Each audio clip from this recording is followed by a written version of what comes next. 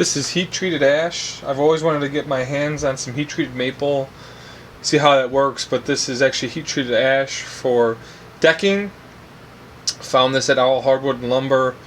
What happens is they take the ash and they put it in a kiln and let it dry at anywhere between 180 and 200 degrees for a number of hours. And after that, what happens is the wood turns dark brown throughout the whole. Actually becomes a really beautiful piece of wood. Ash is sometimes a little bit boring, but with the open grain and figuring, the piece of wood looks beautiful. What's nice is it's colored through the whole board. So this is a regular piece of ash. This is heat treated and it becomes almost walnut-like. Really interesting piece of wood. It becomes a tad lighter and a little bit more resonant, it seems, after it's heat treated. So this is heat treated. Tap tone sounds a little bit better than, let's say, than the unheat treated. There's no more water essentially left in the wood, so it's a tad lighter. Machined slightly better than regular ash. This is my 5/8 inch bit.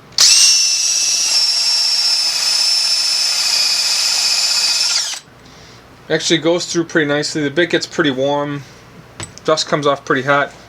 But what's interesting is the wood actually has a burnt smell from being baked. What's nice is it takes some of the coloring in regular ash and it makes it all dark. So as you get a piece of ash, you're not going to get a purely white piece of wood when you've been working with ash. You'll get some dark and light lines. What's beautiful about this is how dark this is. What a consistent coloring this has.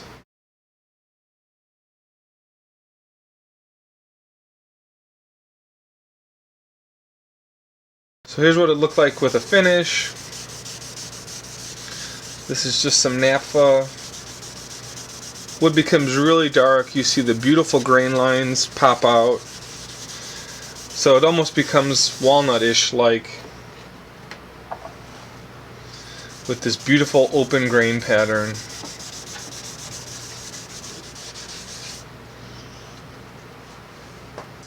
Made this ash telly.